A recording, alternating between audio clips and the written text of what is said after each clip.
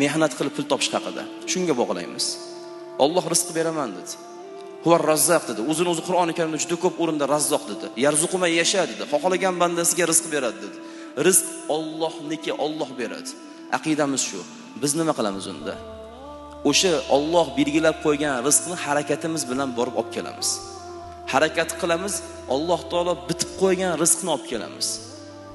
Harakatimiz yo'qsa ko'paytiraveradi, xohlasa imtihon qilib kamaytiraveradi. Biz esa to'xtamaymiz bergan va'damizdan. Sendan so'raymiz, harakatni o'zimiz qilamiz. Harakat qilishimiz shartmi? Qur'oni Karimda Alloh aytdi: "Famshu fi manakibiha." O'sha manakibihadagi ha olmoshi yer hisoblanadi. Yerning manokiblari, manokib degan arab tilida yelkalari, ya'ni atroflari degan ma'noda. Yerni atroflarida yuring, mehnat qiling va kulu min rizqih. Allohning beradigan rizqini yeng deyapti. Islom o'shaning uchun boqimandan yomon ko'radi.